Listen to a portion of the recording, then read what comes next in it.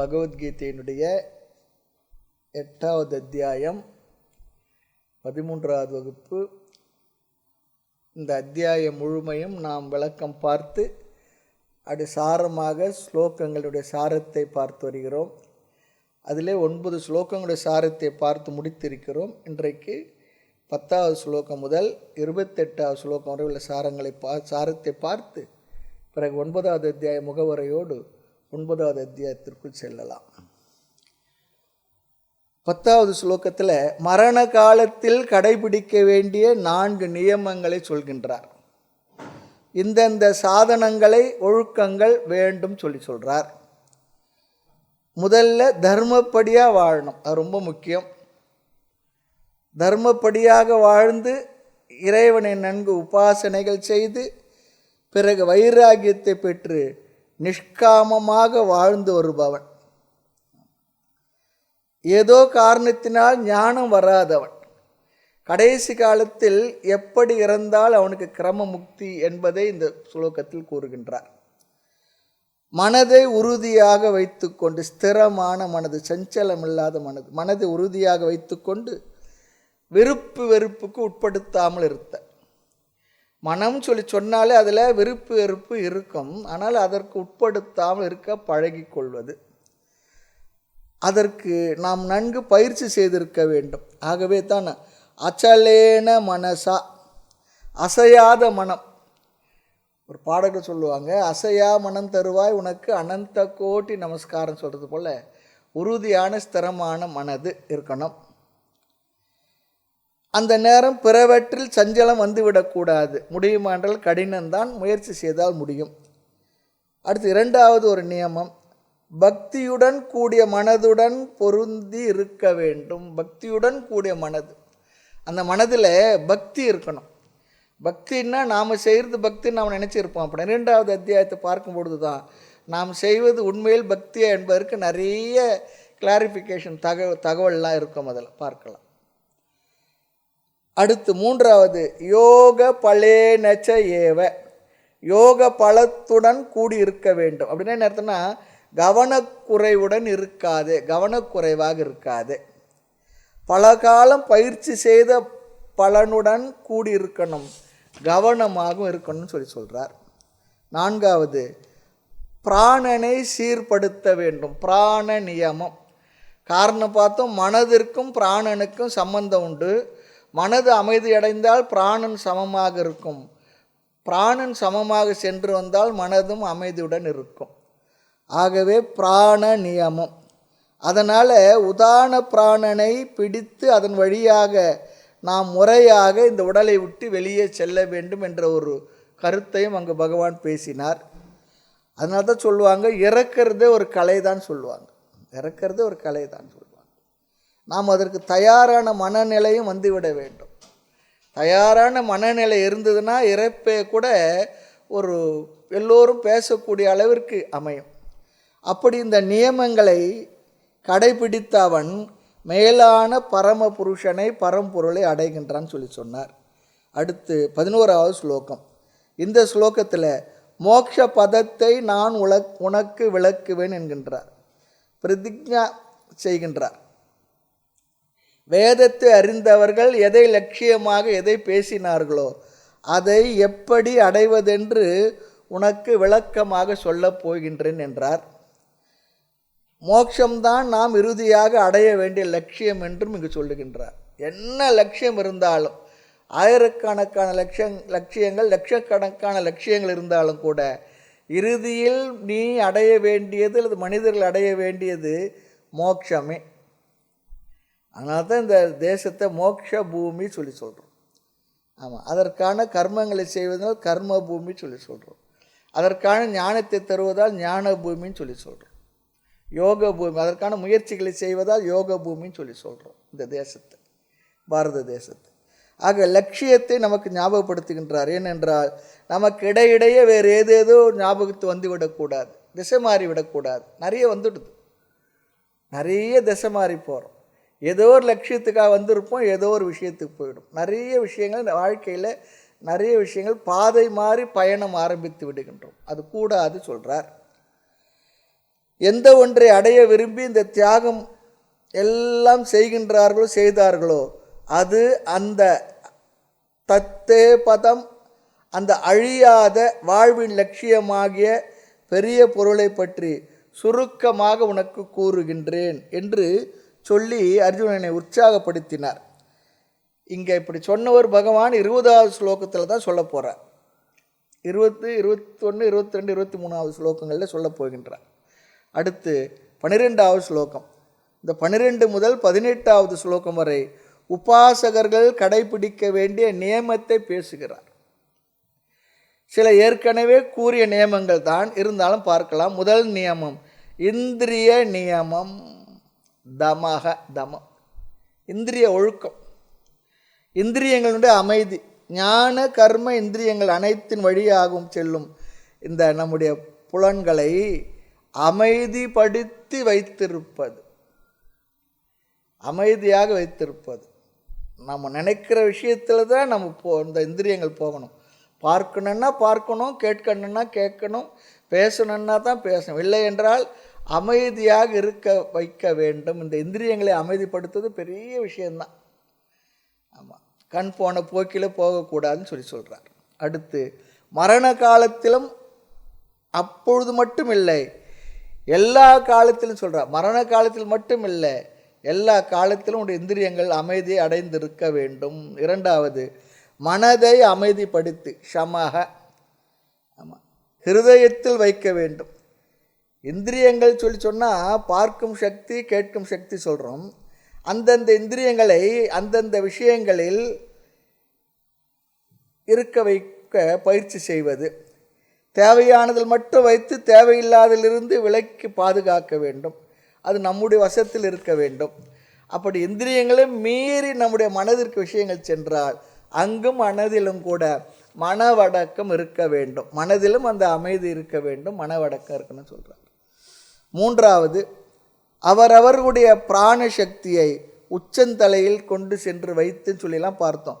மூர்த்தினி ஆதாய ஆத்மனாக பிராணம் அப்படின்னு சொன்னார். அதையும் கூட அங்கே நம்ம விளக்கமாக பார்த்தோம். நான்காவது, ஆஸ்திதக யோக தாரணா, அதிலேயே நிறுத்தியவனாக மன ஒருமுகப்பட்டு இருத்தல் சொல்கிறார். மனதை எதை நாம் லட்சியமாக வைத்தோமோ அதிலேயே இருத்தி வைத்தவனாக வெளியிலிருந்து மனதை எடுப்பதை முதலில் சொன்னார். இங்கு பிராணனை உச்சந்தலைக்கு கொண்டு செல்வதை சொல்லுகின்றார். எதை சொல்லி கொண்டு எதை விட வேண்டும் என்று இங்கு சொல்லி முடிக்கப் போகின்றார். 13வது ஸ்லோகம்.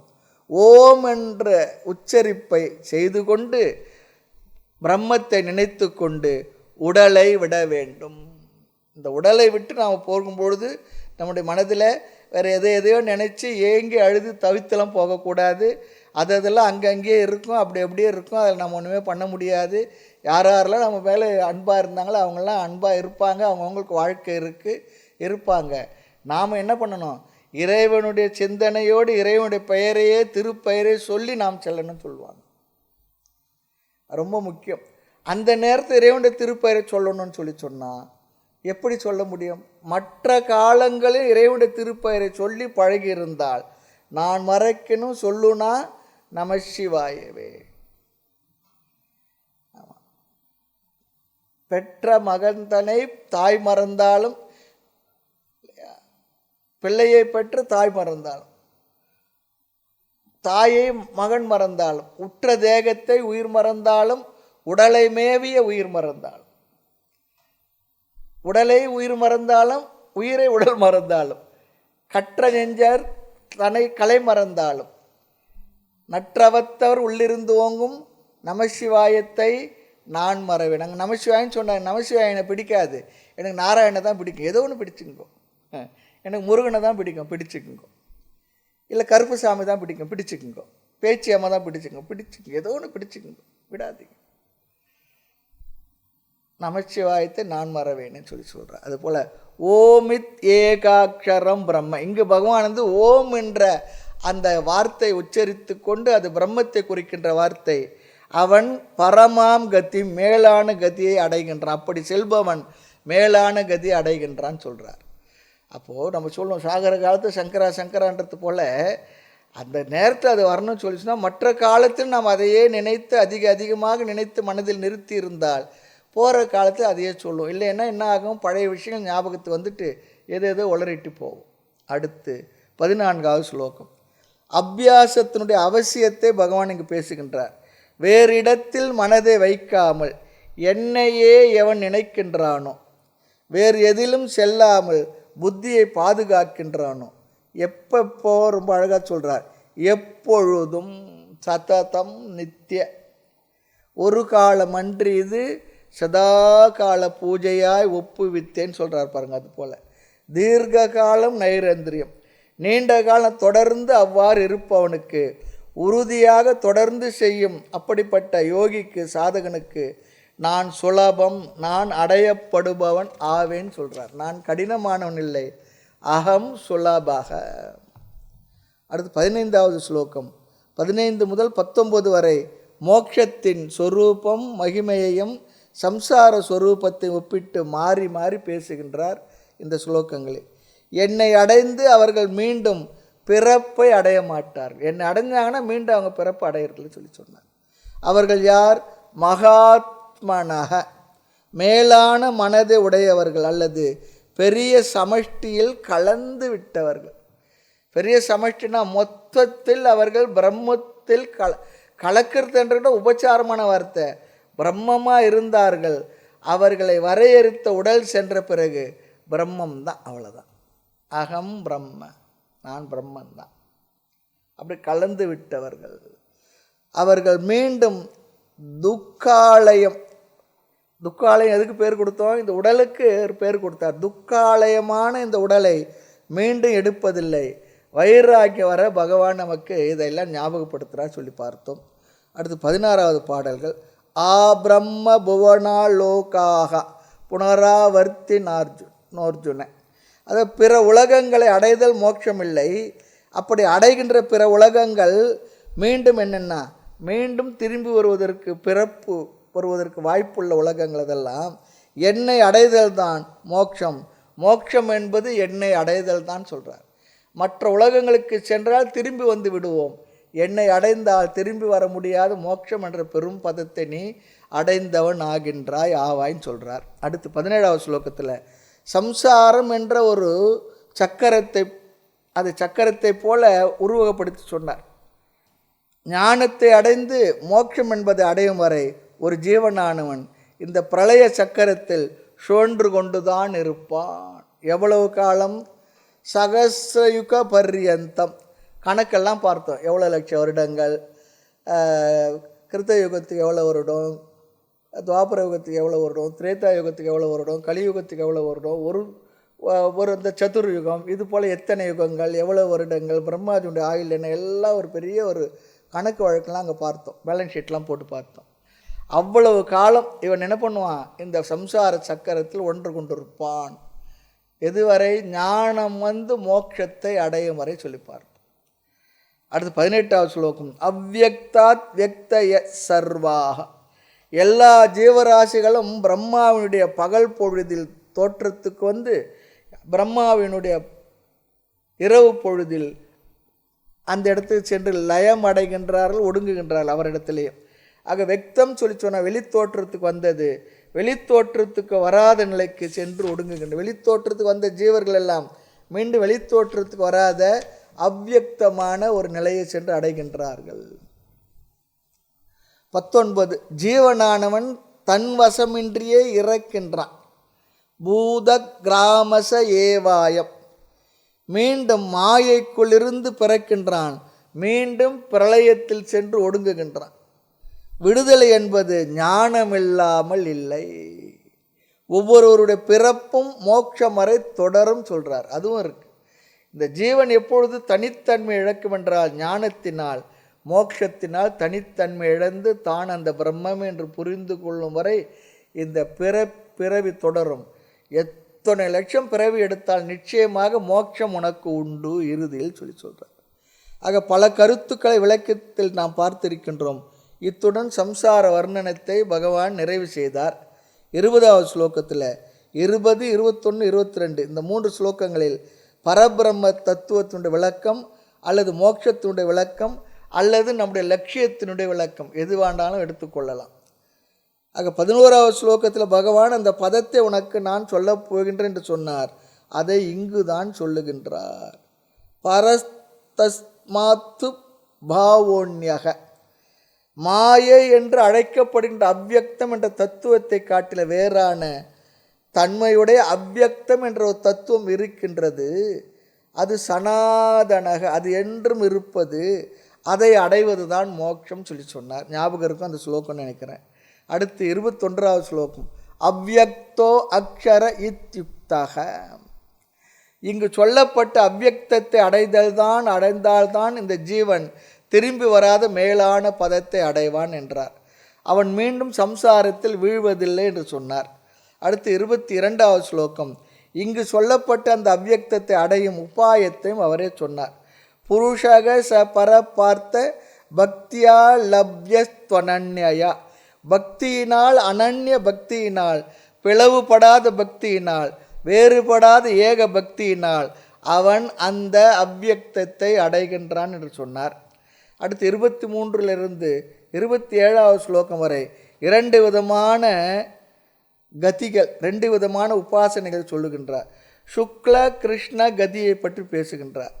கர்மத்துடன் உபாசனையுடன் செய்தால் சுக்லகதி பிரம்மலோகம், வெறும் செயல்களை மட்டும் கர்மாவை மட்டும் செய்தால் அவன் கிருஷ்ணகதி மூலமாக சொர்க்காதி லோகங்களை அடைகின்றான் என்று பார்த்தோம். அடுத்து 28வது ஸ்லோகத்தில் உபாசனுடைய ஸ்துதியை விசேஷமாக செய்தார். ஆக இந்த 8வது அத்தியாயம் பகவான் பேசி வந்த கருத்துக்களில் இருந்து சற்று விலகி, பகவான் இதுவரை 7வது அத்தியாயம் வரை பேசி வந்த கருத்துக்கள் கொஞ்சம் விலகித்தான் பேசியிருக்கின்றார் என்று நாம் பார்த்தோம். கர்ம, காமிய கர்ம அதன் பலன் சொன்னார், காமிய உபாசனோட பலனை சொன்னார். இதை நமக்கு அறிய வேண்டிய ஒரு அறிவு என்ற அர்த்தத்தில் நமக்கு இந்த அறிவை பகவான் நமக்கு கொடுத்தார். ஏனென்றால் இதெல்லாம் தெரிந்தால்தான் இவைகளெல்லாம் கூடாது என்று நாம் என்ன பண்ணுவோம், மோட்சத்துக்கான சாதனங்களை செய்ய ஆரம்பிப்போம். இல்லை என்றால் இந்த சாதனங்களில் மூழ்கி விடுவோம். ஆக ஒரு ஜீவன் சொர்க்கத்துக்கு போகிறது லட்சியம் இல்லை, மோட்சத்தை அடைவதுதான் லட்சியம். நிறைய பேருக்கு இதுவே தெரியறதில்லை. சொர்க்கம்தான் நம்ம நினச்சிக்கிட்டு இருக்கோம். அது நீ திரும்பி வரக்கூடிய உலகம், திரும்பி வராத பெருநிலை என்பது மோட்சம். அதை நீ ஞானத்தினால் புரிந்து கொள். இங்கேயே இந்த உலகத்திலே சாஸ்திர ஞானத்தினால் நீ அடையலாம் என்று சொல்லுகின்றார். அதற்காக சொல்லுகின்றார். ஆக அடுத்த அத்தியாயத்தில் பகவான் எதை உபதேசிக்க நினைத்தாரோ அதையே பேசப் போகின்றார். 9வது அத்தியாயம், அதுக்கு பேர் ராஜவித்யா ராஜகுக்ய யோகம். 8வது அத்தியாயத்தில் பகவான் உபாசனையை பற்றி அதிகமாக பேசினார். உபாசனம் சொன்னால் பகவத்கீதையில் ஞானத்துக்கு தகுதியைப்படுத்தும் சாதனமாகத்தான் பேசினார். உபாசனை புண்ணியம் பெறுவதற்காகவோ புண்ணியத்தின் மூலமாக சொர்க்காதி உலகங்களை சென்று அடைவதற்காக பேசவில்லை. வித்தியாசமாக நம்மை ஞானத்திற்கு தகுதிப்படுத்தும் சாதனமாக பேசினார். எப்படி பள்ளிக்கூடத்தில் ஒரு வகுப்பு அடுத்த வகுப்பு நம்மை தகுதிப்படுத்துமோ அதுபோல இங்கு உபாசனையானது ஞானத்துக்கு தகுதியுடைய மனதை நாம் அடைவதற்கு செய்கின்ற சாதனங்களாக பேசப்பட்டது. ஆக உபாசனம் என்ற தியானத்தை ஒருவன் மேற்கொள்ளும் பொழுது மனம் சாந்தியை, அமைதி அடைந்து அவன் அறிவை அடைய தகுதியை அடைவான். அப்போ ஒரு உபாசகனுக்கு அவருடைய பிரயோஜனம் என்னவா இருக்கும்? நிஷ்காம உபாசனை. அதையும் பார்த்தோம். எனக்கு வேறு இந்த உலக விஷயங்கள், பொருள்கள் என எனக்கு எதுவுமே தேவையில்லை, நான் மோட்சத்தை அடைய விரும்புகின்றேன், அதற்கு தகுதியான மனதையும் சாஸ்திரத்தையும் குருவையும் கொடுத்து என்னை எனக்கு மோட்சத்தை அருள வேண்டும். அப்படி ஒரு எண்ணத்தோடு உபாசனை செய்தால் அவன் ஞானத்தை பெறுவதற்கு தகுதியானவன் ஆகின்றான். ஆக பிறகு என்ன ஆகும்? அப்படி ஞானத்தை பெறுவதற்கு தகுதி அடைந்த பிறகு வேதாந்த ஸ்ரவணத்தின் மூலமாக அறிவை அடைந்து அறியாமையை போக்கி, வேதாந்த ஸ்ரவணம்னா என்ன? இப்படி அமர்ந்து முறையாக கீதை முதலிய சாஸ்திரங்களை முறையாக ஒழுங்காக படித்து தெரிந்து கொள்வது. ஆடிக்கொருக்க அமாவாசை ஒருக்க இல்லை, தொடர்ந்து அந்த சாஸ்திரத்தை முழுமையாக கேட்டு தெளிவு பெறுவது. நமக்கு நன்கு தெளிவாக புரியும் வரை கேட்பதற்கு பெயர்தான் ஷவனம். அந்த ஷவனத்தின் மூலமாக அறிவை பெற்று அறியாமையை போக்கி கொண்டு, மனனத்தின் மூலமாக சந்தேகங்களை நீக்கி கொண்டு, மீண்டும் நிதித்தியாசனம் என்ற தியானத்தில் விபரீத பாவனையை நீக்கி ஒருவன் ஜீவன் முக்தியை அடைவான். சுருக்கமாக சொன்னாலும் இந்த 4 வரையில் எல்லா சாஸ்திர கருத்தையும் அடக்கிட்டோம். சாதனங்கள்லாம் ரொம்ப அடக்கி சொல்லிவிடுகின்றோம். இதுதான் உபாசனைக்கும் ஜீவன் முக்திக்கும் உள்ள பொதுவான சம்பந்தம். ஆனால் 8வது அத்தியாயத்தில் பகவான் உபாசனைக்கான மற்ற பலன்களையும் பேசியிருக்கின்றார். தியானத்தில் ஈடுபடுகின்ற சாதகன் ஒரு கால் ஞானத்தை அடையவில்லை என்ற ஏதோ ஒரு காரணத்தினால ஞானத்தை அடையாமல் அவன் இறந்து விடுகின்றான் என்றால், அவன் சகுண பிரம்மத்தையே தியானம் செய்து இறந்து விட்டால் அவன் என்ன பண்ணுவான்? பிரம்மலோகம் சென்று அங்கு வைராகியத்தை அடைந்து கிரம முக்தி அடைவான் என்று அங்கேயே ரொம்ப அழகாக ஒரு வழியை காட்டி தந்தருளினார். இந்த உபாசனையில் இன்னொரு பலன் கிரம முக்தி என்று சொன்னார். கிரம முக்தின்னா பிரம்மலோகம் சென்று அங்கு பிரம்மலோகத்தில் வைராகியம் வந்து அங்கு பிரம்மாஜி இடத்துல மீண்டும் சாஸ்திர ஞானத்தை பெற்று ஞானத்தின் மூலமாக மோட்சம் அடைவது. அது கொஞ்சம் கடினம்தான். அங்கே போனால் இங்கே இருக்கிற இவ்வளோ பிரச்சனையிலே நமக்கு வைராகியம் வரலைன்னா அங்கே போனால் வைராகியம் வரப்போகுது. அங்கே எல்லாம் சௌகரியமாக இருக்கும். ஒரு 1000 ஸ்டார் ஹோட்டல் போல் இருக்கும். ஒரு கஷ்டமும் தெரியாது. கஷ்டம் இல்லாத இடத்துல வைராகியம் வருமா? இவ்வளோ கஷ்டப்பட்டு வைராகியம் வரும். எத்தனை பேர் என்ன நடி கொடுக்குறாங்க, கொஞ்சம் நெஞ்சமான அடி அப்பா செமத்தியாக கொடுக்குறாங்க.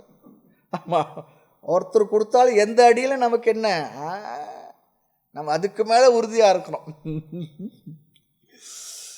ஆக இங்கே தான் வைராகியம் வருவதற்கு வாய்ப்பு இருக்க தவிர பிரம்மலோகம் போனால் ரொம்ப குறைவு தான், ரேர் தான்.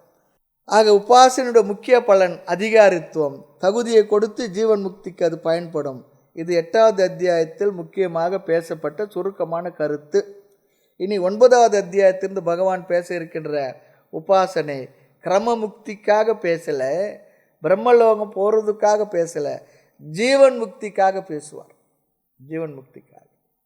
இனிமேல் தியானம் அல்லது உபாசனை என்ற கருத்தை பேசும்பொழுது 8வது அத்தியாயத்தில் நாம் பார்த்த அந்த கருத்துக்களை ஒரு புறமாக மனதில் வைத்து கொண்டு அதை ஞாபகப்படுத்தி கொள்ள வேண்டாம், தெரிஞ்சு கொள்ள வேண்டும் என்பது பகவான் பேசிய கருத்து. அதை அப்படியே அங்கேயே விட்டு நாம் 9வது அத்தியாயத்திற்குள் செல்லலாம். 9வது அத்தியாயத்தில் பகவான் என்னென்னலாம் பேசுவார்னா 3 கருத்துக்கள் இங்கு பேசப்படுகின்றது. முதல் கருத்து ஈஸ்வர சொரூபம். 7வது அத்தியாயத்தில் ஏற்கனவே பேசியிருந்தார், மீண்டும் இங்கு பேச இருக்கின்றார் இறைவனுடைய தன்மைகளை. 2வது கருத்து பக்தியை பற்றி பகவான் 4வது அத்தியாயத்தில் பேசினார், இங்கும் பேச இருக்கின்றார். 12வது அத்தியாயத்தை விரிவாக பேச இருக்கின்றார். ஆக இந்த பக்தி என்ற சொல்லில் உபாசன என்ற சாதனமும் சேர்ந்து வருகின்றது. ஆக பக்தி உபாசனம் 2 வார்த்தை சேர்த்து தான் பொதுவாக நாமும் உபயோகப்படுத்துகின்றோம். அதையும் பேசுவார். அடுத்து 3வது கருத்து ஈஸ்வர அனுக்கிரகம், இறைவனுடைய பேரருள். ஈஸ்வர தத்துவம், ஈஸ்வர பக்தி, இறைவனுடைய அருள். ஆக இந்த 3 கருத்துக்களை இந்த அத்தியாயத்தில் பகவான் விசேஷமாக பேச இருக்கின்றார். இந்த இடத்துல அர்ஜுனன் 8வது அத்தியாயத்தை முடித்த பிற்பாடு அர்ஜுனன் எதையும் பேசலை, கேள்வி கேட்கவில்லை. பகவானே இந்த அத்தியாயத்தை துவங்குகின்றார். ஸ்ரீ கிருஷ்ணாய பரமாத்மனே நமஹ. அத 9வோऽத்தியாயः. ராஜவித்யா ராஜகுஹ்ய யோகः. ஸ்ரீ பகவானுவாச்ச இதம் து தே குஹ்யதமம் பிரவக்ஷ்யாம் அனசூயவே ஞானம் விஜ்ஞான சகிதம் யஜ்ஞாத்வா மோக்ஷயசே சுபாத். ஸ்ரீ கிருஷ்ணாய பரமாத்மனே நமஹ. அத 9வோऽத்தியாயः. ராஜவித்யா ராஜகுஹ்ய யோகः. ஸ்ரீ பகவானுவாச்ச இதம் து தே குஹ்யதமம் பிரவக்ஷ்யாம்யனசூயவே ஞானம் விஜ்ஞான சகிதம் யஜ்ஞாத்வா மோக்ஷயசே சுபாத். இந்த அத்தியாயத்தினுடைய முதல் 3 ஸ்லோகங்களிலே பகவான் தான் சொல்ல விரும்புகின்ற கருத்தை தானே அறிமுகப்படுத்துகிறார். இந்த நிகழ்ச்சிகளில் இந்த ஒரு ட்ராமாவோ அல்லது சில நிகழ்வுகளில் இந்த நிகழ்ச்சி என்ன சொல்ல போகிறோம் சொல்லுவாங்க. தந்தனத்தை சொல்லி வில்லு பாட்டுக்காரர் அது என்ன பேச போகிறேன், என்ன சொல்ல போகிறேன்.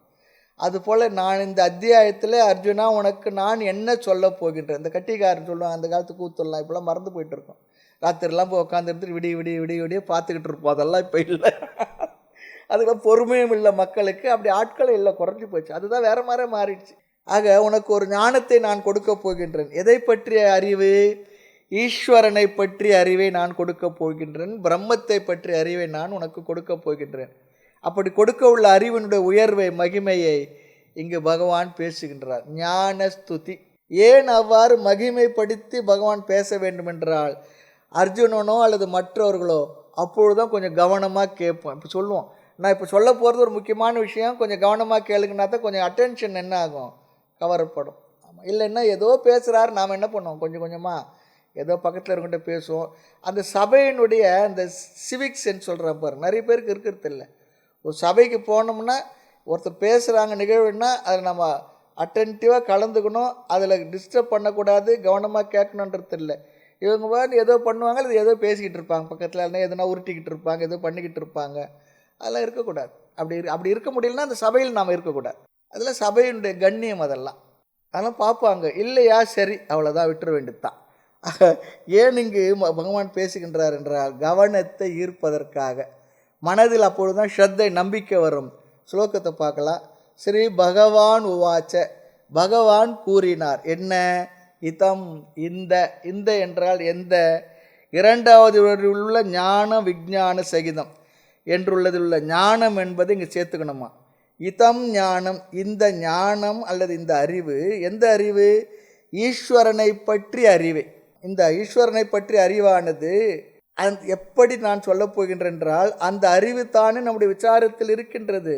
ஆகவே அந்த அறிவை உனக்கு பிரவக்ஷாமி, கூறுகின்றேன்.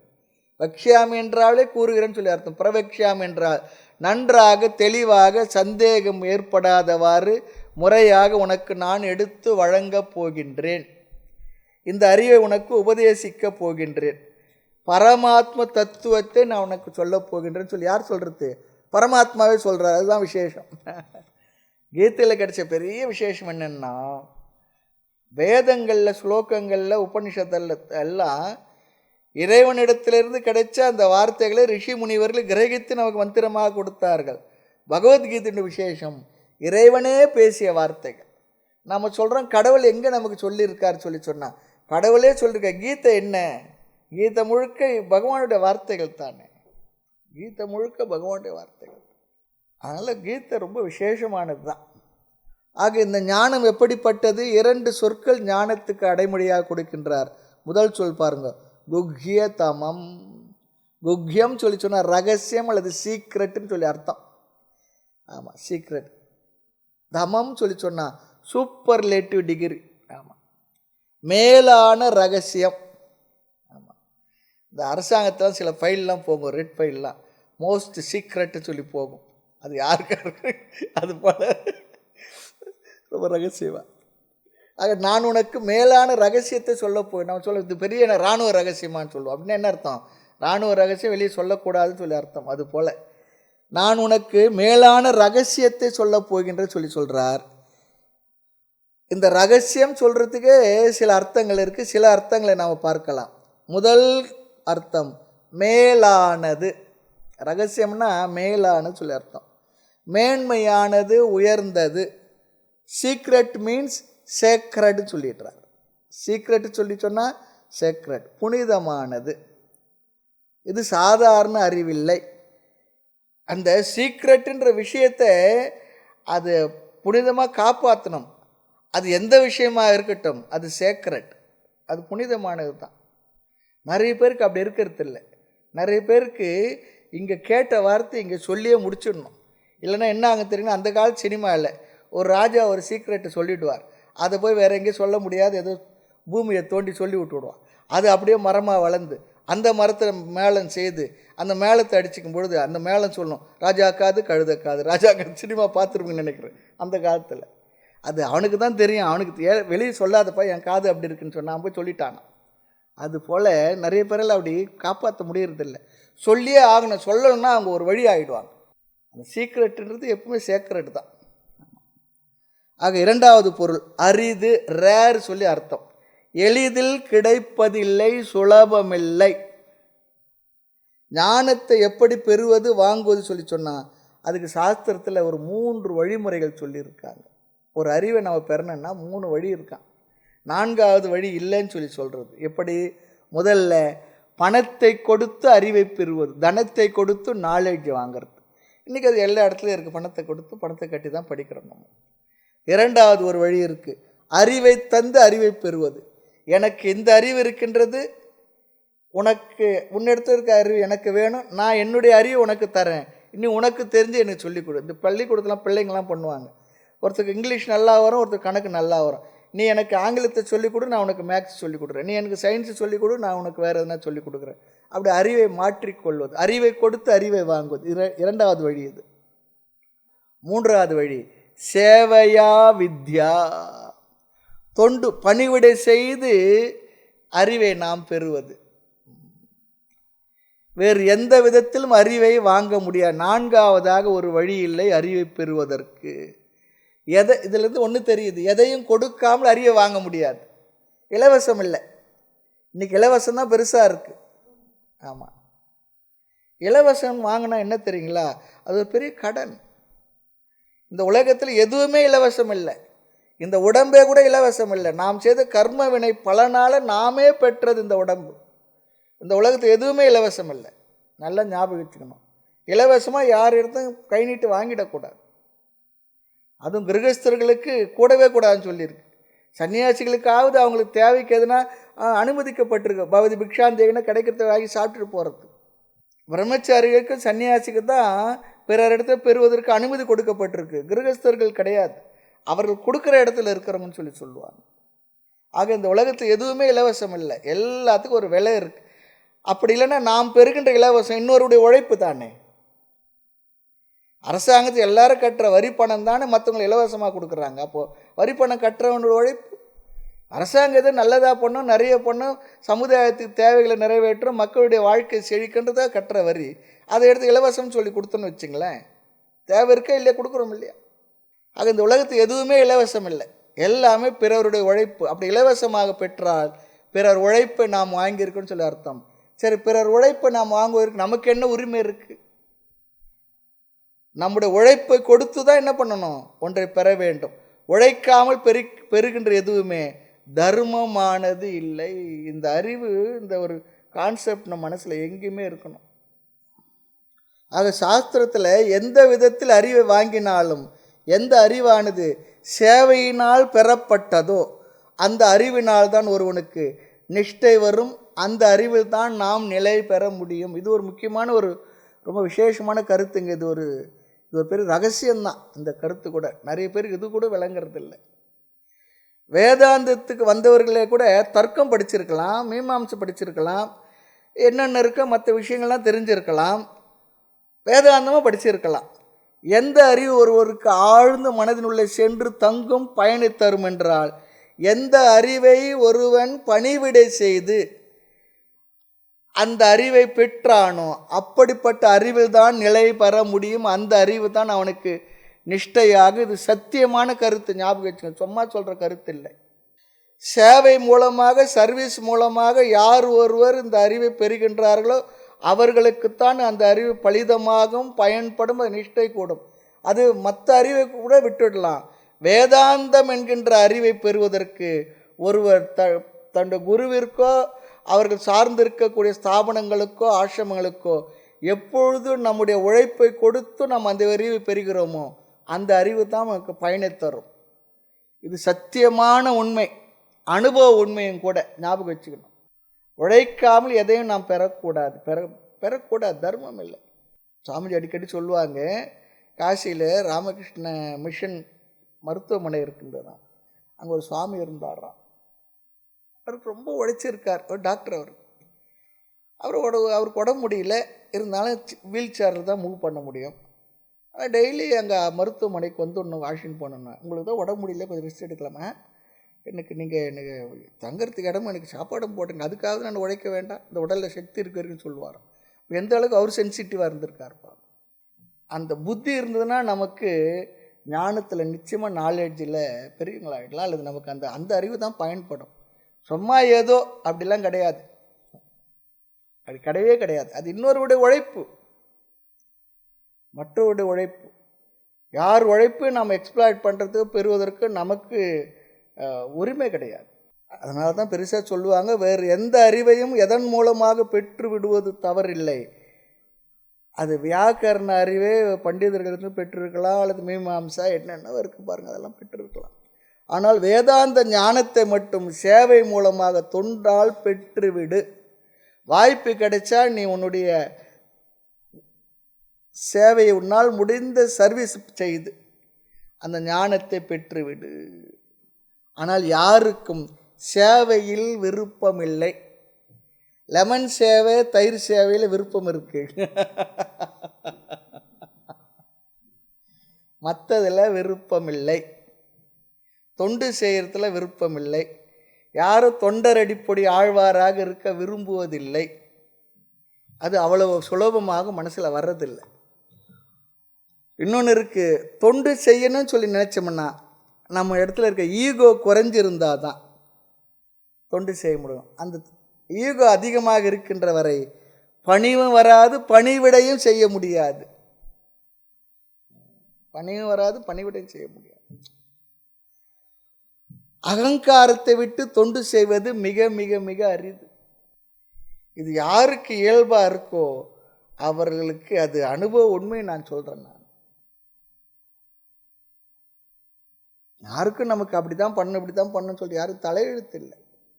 ஆக அப்படியே சேவையோடு பெறுகிற அறிவு மிக மிக அரிது, ரகசியம், உயர்வானது, அந்த அறிவு மேலானது, பலனை தரக்கூடியது. இந்த அர்த்தம்லாம் இந்த 2வது கருத்தில் இருக்குது. 3வது பொருள் இந்த குக்கியம் சொல்லி சொல்கிற ரகசியம் என்பதில் ஹேண்டில் வித் கேர், கவனமாக கையாள வேண்டும் என்பது இதனுடைய அர்த்தம். 3வது அர்த்தம். ஏனென்றால் வேதாந்தத்தில் நாம் பெறுகின்ற அறிவு டபுள் எட்ஜ்டு வெப்பன் சொல்கிறாங்க பாருங்கள், இரு பக்கமும் கூர்மையுள்ள கத்தியை போல. சில நேரம் இந்த ஊரில் கேட்குறாங்க, கொஞ்சமாவது கூறு இருக்கான்னு கேட்குறாங்க பாருங்கள். இந்த வார்த்தைக்கு உபயோகப்படுத்துகிறோம், கூறு கட்டவங்கெல்லாம் சொல்கிறோம் பாருங்கள். அது போல் கவனமாக கையாளவில்லை என்றால் அது அவர்களையே தாக்கி விடுமா. எப்படி? வேதாந்தம் படிக்க படிக்க எல்லா செயலையும் அனாத்மாதான் செய்கின்றது, நான் ஒரு செயலையும் செய்பவனில்லை, ஆத்மா தர்ம அதர்மங்களை கடந்தது. இந்த விஷயத்தை எல்லாம் நமக்கு சொல்லி கொடுத்துடுறாங்க. இந்த வார்த்தைகளெல்லாம் கவனமாக நாம் கையாளவில்லை என்றால் நம்முடைய பக்குவமின்மையினால் வேதாந்தம் ஒருவனை ஏமாற்றிவிடும், அதர்மத்தை செய்ய விடும். தான் செய்கிற தவறுக்கெல்லாம் கொஞ்சம் கூட கூச்சமே இல்லாத செய்ய ஆரம்பித்து விடுவாங்க. கொஞ்சம் கூட கில்ட்டி ஃபீலிங்கே இருக்காது. நான் தான் ஆத்மா எதையும் செய்கிறது, ஆத்மா பாவ புண்ணியத்தை கடந்தது, தர்ம அதர்மத்தை கடந்தது, எல்லாம் நான் தான், என்ன செய்தா என்ன, அப்படி வந்துடும். அந்த நிலையில் தான் தாய்மன்னர் சொல்கிறார், அப்படிப்பட்ட அறிவோடு ஒருவன் வேதாந்த ஞானத்தை, அத்வைத ஞானத்தை பெற்றால் அவன் பாதகன் ஆகி விடுவான்னு சொல்கிறார். அதனால தான் இந்த அறிவை பெரும்பாலும் பொது வெளியில் போட்டு சொல்லாது இருந்தாங்க பெரியவங்க. இப்போ நம்ம சொல்கிறோன்றது வேறு. நல்ல பண்பட்டவர்களுக்கே அதை நாம் சொல்ல வேண்டும். சிந்தை அறியாருக்கு இது போதிப்பதல்லவே செப்பின்னு வெகு தர்க்கமானுவார், வேற ஒரு கோணத்தில் தாய்மானவார். ஆக வேதாந்தம் சரியான ஞானத்தை கொடுக்கணும். இல்லைன்னா நாம் செய்கிற தவறுக்கெல்லாம் நியாயம் கற்பிச்சுக்குவோம். நான் தான் ஆத்மாச்சே. அப்படி தான் ஜனக மகாராஜாவுடைய அரசபையில் அங்கே அவருடைய மாந்தோப்பில் யாரோ 4 மாம்பழம் திருடிட்டான். எப்படி கையங்கலமாக பிடிச்சி கொண்டு வந்துட்டாங்க. கொண்டு வந்து பிடிச்ச உடனே, ஏன்னா ஜனகர் வேதாந்தம்லாம் தெரிஞ்சவர், ராஜ ரிஷி இல்லையா, பிரம்ம ரிஷி இல்லையா, அதனால் ராஜா நான் மாம்பழத்தை நான் திருடல, இந்த கைகள் தான் திருடிச்சுன்னாராம். அப்படியா, ரொம்ப நல்லது, உனக்கு நான் தண்டனை கொடுக்கலையப்பா, உன் கைக்கு தான் தண்டனை கொடுக்க போகிறேன்னு சொல்லி சொன்னார். அதில் நம்ம நினைக்கிறோம் நம்ம ரொம்ப புத்திசாலி, நம்ம ரொம்ப அறிவாளி அப்படி சொல்லி நம்ம ஏமாற்றிக்குவோம். சரியான பக்குவத்தோடு தகுதியோடு இந்த வேதாந்த தத்துவ ஞானத்தை புரிந்து கொள்ளவில்லை என்றால் அது ரெண்டு பக்கம் கூர்மை உள்ள கத்தி போல யார் உபயோகப்படுத்துகிறான்னு அவனே பதம் பார்த்துடும். ஏன்னா விஷயங்கள் அப்படி இருக்குது. ஆக இங்கே கருத்து என்னவென்றால், எந்த மெடிசன் சாப்பிட்டா சைடு எஃபெக்ட் இருக்குன்னு சொல்லுவாங்க இல்லையா? இங்கே ரகசியம் சொன்ன என்ன, கவனமாக கையாள வேண்டும் என்று பொருள். எந்த மெடிசன் சாப்பிட்டாலும் இந்த இன்னொன்று சொல்லுவாங்க தமாஷா, அது பெருசாக எடுத்துக்க வேண்டாம், இதுதான் ஞாபகம் சொல்லி, எந்த மருந்து சாப்பிட்டாலும் சைடு எஃபெக்ட் இருக்கும், ஹோமியோபதி சாப்பிட்டா சைடு எஃபெக்டே இல்லைன்னார். பக்கத்தில் இருந்த ஒருத்தர் சொன்னார், அதுக்கு எஃபெக்டே இல்லை, அப்புறம் எங்கள் சைடு எஃபெக்ட்னார். அந்த மருந்து பார்த்தா அப்படி இருக்குது, ஆனால் சில பேருக்கு உபயோகமாகுது, இந்த பாடி காம்பினேஷனை பொறுத்து இருக்குது, எதுக்குமே சைடு எஃபெக்ட் இருக்குது. ஆக இங்கே கருத்து என்ன, தகுதி உடையவர்களுக்கு கொடுக்கணும்னு சொல்லி அர்த்தம். ஆக தகுதி இல்லாதவர்கள் சொல்லக்கூடாது. ரகசியம் எல்லாருக்கும் சொல்வதற்கானது இல்லை. சில நேரம் அந்த ரகசியத்தை வாங்கி கொள்கின்ற சக்தி இல்லாதவர்களுக்கு ரகசியத்தை சொன்னோம்னா அவங்க ஒரு வழி ஆகிடுவாங்க. ஆனால் அதை வாங்கிக்கிறது சொல்கிறதுக்கு கூட ஒரு சக்தி உடையவர்கள் தான் சொல்லணும், தகுதி உடையவங்களும் சொல்லணும். இல்லை என்றால் அவங்க கஷ்டத்தை கொடுத்துடும். ஆக என்ன ஒரு உண்மையாக இருந்தாலும் சாஸ்திரம் என்ன சொல்கிறதுனா, என்ன உண்மையாக இருந்தால் உனக்கு தெரிஞ்சிருக்கலாம், எல்லா உண்மையும் தெரிஞ்சிருக்கலாம்பா. சாஸ்திரம் ஒன்று சொல்கிறது, தெரிந்த உண்மையெல்லாம் பேசுவது உண்மை பேசுவதில்லை, தெரிந்த உண்மையெல்லாம் சொல்ல வேண்டுன்ற அவசியம் இல்லை. உனக்கு தெரிஞ்சிருக்கலாம், ஆனால் நீ பேசுவது உண்மையாக இருக்கட்டும். புரியுதா பாருங்க இந்த வார்த்தையோட டிஃபரன்ஸு. தெரிந்த உண்மையெல்லாம் பேச வேண்டும் என்று சாஸ்திரம் சொல்லலை, அதை வாய்மை என்று சொல்லலை. நீ பேசுவது உண்மையாக இருக்கட்டும்.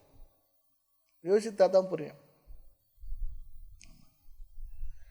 அதே நிறைய இருக்குது. பொய்மையும் வாய்மை இடத்த புரை தீர்ந்த நன்மை பயக்கு மேலில் அதெல்லாம் சொல்லியிருக்கார்.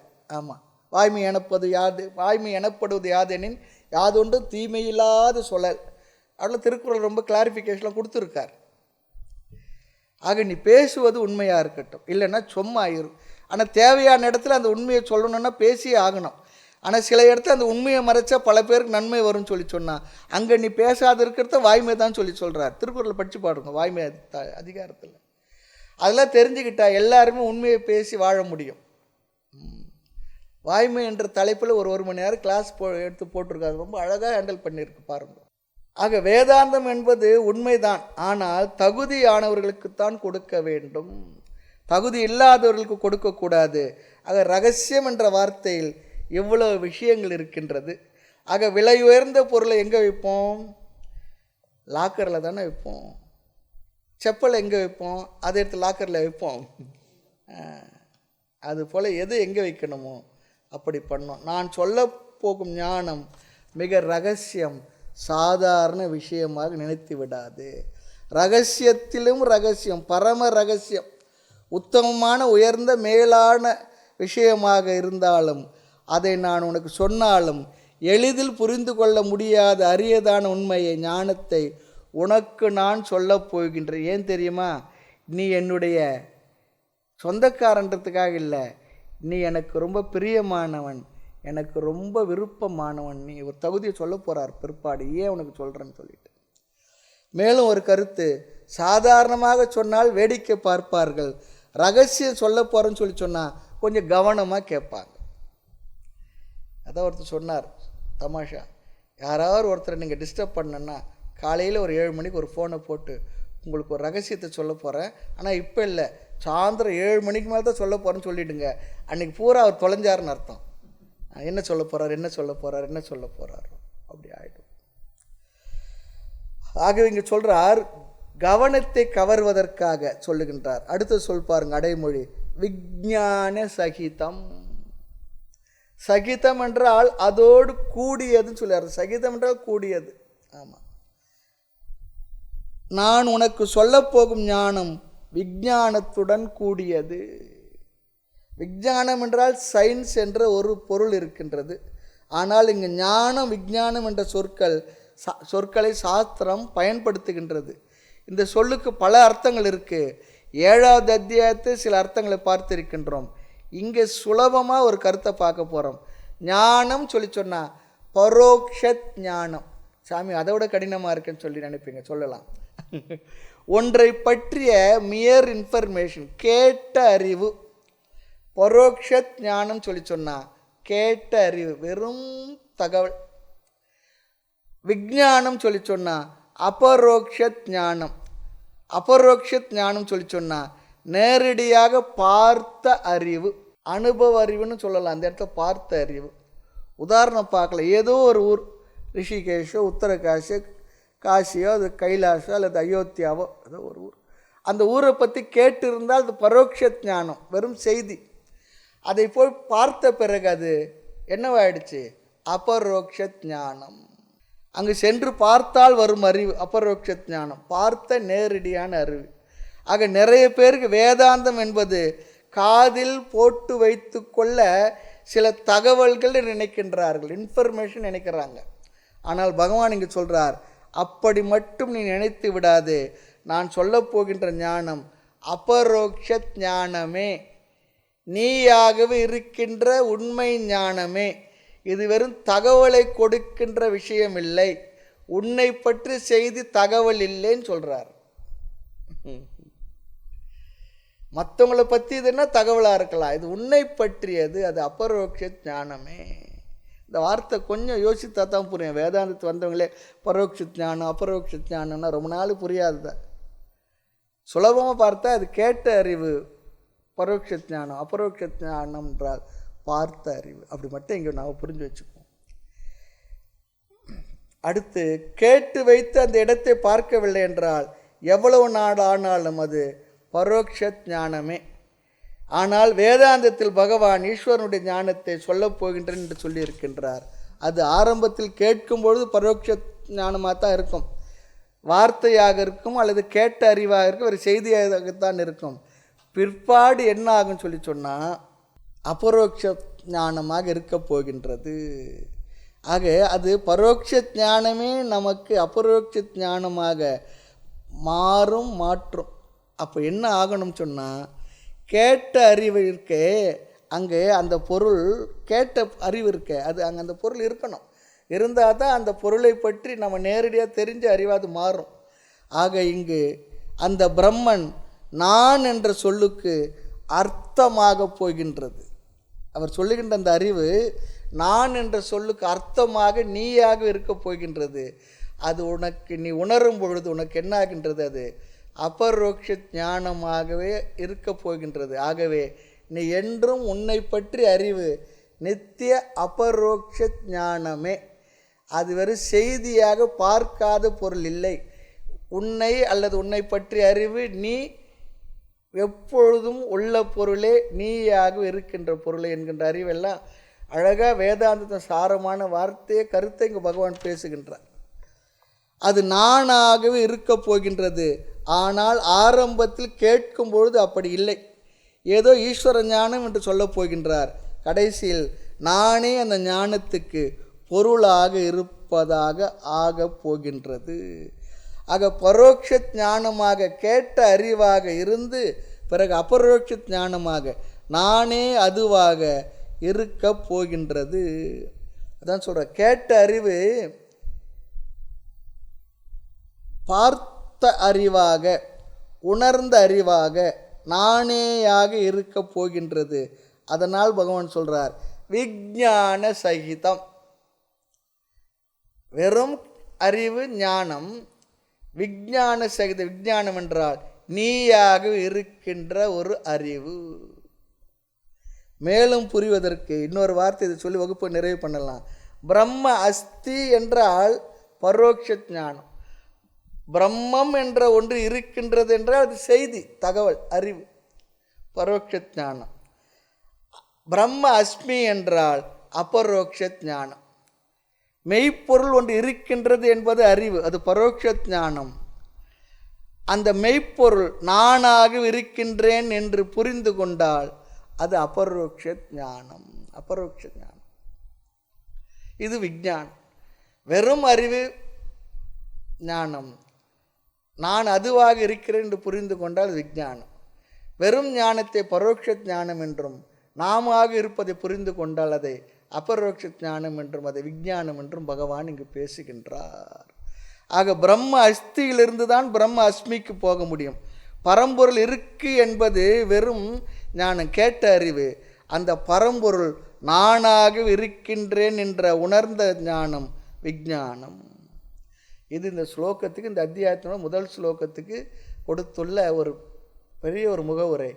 இனிதான் நம்ம ஸ்லோகத்துக்குள்ளே போக போகிறோம். அடுத்த வகுப்பில் பார்க்கலாம். மூர்த்தி எல்லாம் வாழி, எங்கள் மௌன குரு வாழி, அருள் வார்த்தை என்றும் வாழி, அன்பர் வாழி பராபரமே. ஓம் பூர்ணமத பூர்ணமிதம் பூர்ணாத் பூர்ணமுதச்யதே பூர்ணஸ்ய பூர்ணமாதாய பூர்ணமேவாவசிஷ்யதே. ஓம் சாந்தி சாந்தி சாந்தி. ஹரி ஓம். ஸ்ரீ குருப்யோ நமः. ஹரி ஓம்.